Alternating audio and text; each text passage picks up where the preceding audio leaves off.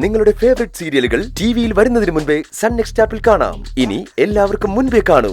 ഇപ്പോൾ തന്നെ sun next app download ചെയ്ത് സബ്സ്ക്രൈബ് ചെയ്യൂ. എന്താ വൈകുന്ന?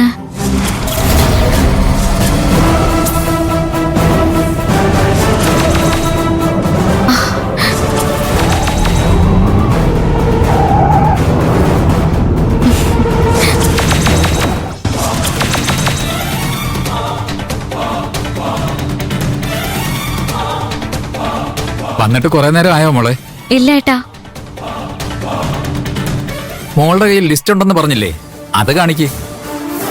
മോളുടെ ഗന്ധർവൻ അതിലുണ്ടോന്ന് ഞാൻ നോക്കി പറയാം.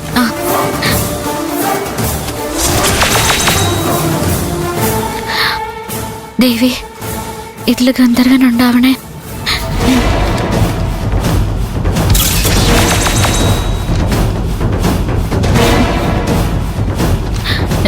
ഇയാളാണോ ചേട്ടാ? അല്ല അല്ല മോളെ, ഇതും അല്ല, ഇയാളും അല്ല, ഇതും അല്ല.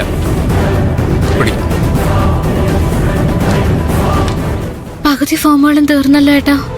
ഇതിനകത്ത് അയാൾ ഉണ്ടെങ്കിലല്ലേ എനിക്ക് പറയാൻ പറ്റും മോളെ.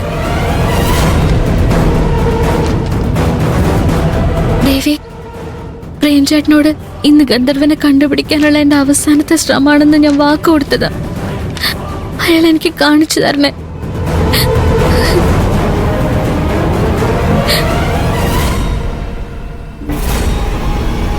ചേട്ടാ, ഇതാണോ ഗന്ധർവൻ? അല്ല മോളെ,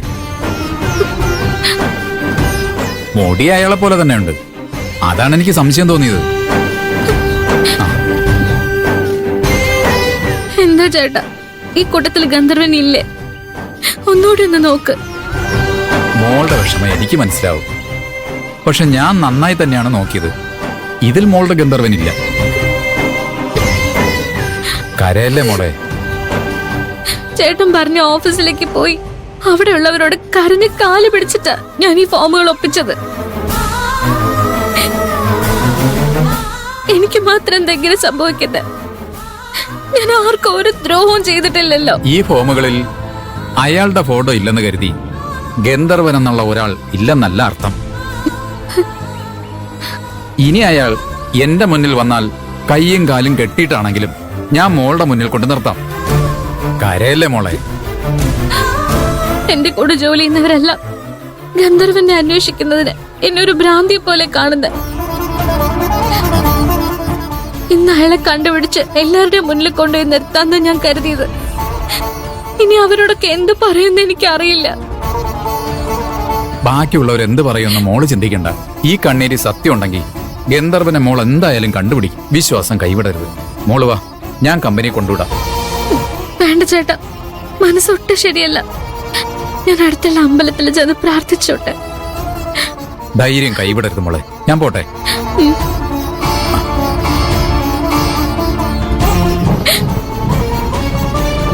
ഗന്ധർവ, ഞാൻ നിന്നോട് എന്ത് തെറ്റാ ചെയ്ത? എന്റെ മുന്നിൽ വരാതെ എന്തിനാ എന്നെ ഇങ്ങനെ പരീക്ഷിക്കുന്നത്?